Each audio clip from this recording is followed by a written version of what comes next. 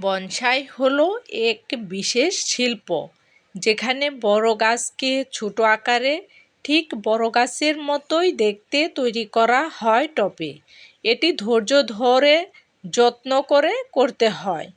যে গাছ ছোট আকারে বড় হয়ে ওঠার ধৈর্য রাখে, যেমন ফাইকাস, পাইন, বটগাছ ইত্যাদি, গাছের ডালপালা শিকড় নিয়মিত কাটতে হয় যাতে সেটা ছোট থাকে এবং আকর্ষণীয় আকার পায়।